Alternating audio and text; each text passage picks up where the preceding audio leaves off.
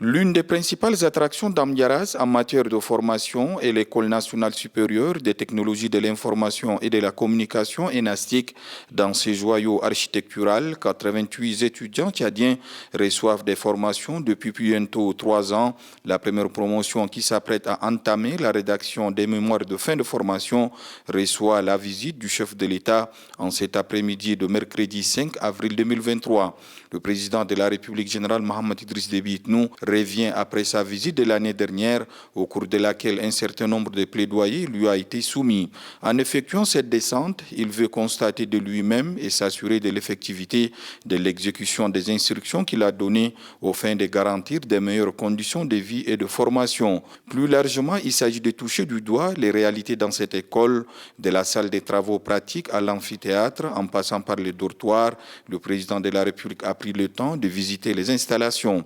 Explications, questions, éclaircissements et témoignages se succèdent pour mieux cerner les conditions de vie et de formation. Le chef d'antenne de l'ENASTIC d'Amdiaras, Vundaï Valamtou Mahamat, et le délégué des étudiants Abdesalam Idriss Griché ont fait savoir au chef de l'État qu'il y a une nette amélioration depuis sa dernière visite grâce aux réalisations faites en réponse aux plaidoyers portés à son attention. Il s'agit de l'équipement du restaurant qui parvient désormais à nourrir les étudiants internés. Le manque d'eau est résolu par le château d'eau et une citerne qui approvisionne l'antenne en cas de panne.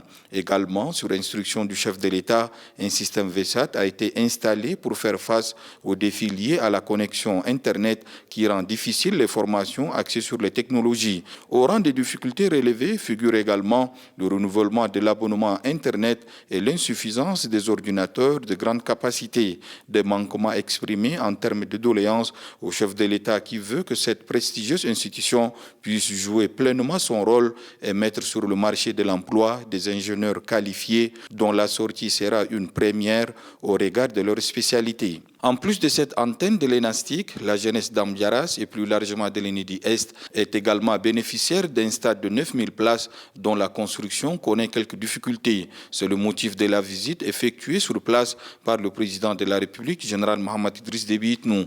Les travaux sont aux arrêts depuis plusieurs mois. Avec l'ingénieur conducteur des travaux, le chef de l'État aborde les goulots d'étranglement et insiste sur la responsabilité de la société en charge de construction, appelée à relancer rapidement les travaux pour la concrétisation de ce projet. Aussi, ce constat de terrain a-t-il amené le chef de l'État, général Mohamed Idriss Déby Itnou, à exiger des corrections sur certains manquements. C'est le cas de la superficie du stade qui se trouve être réduite. Pour l'agrandir, la clôture sera démolie sur instruction du chef de l'État, désireux de mettre ce stade à la disposition de la jeunesse dont il est le premier avocat et défenseur.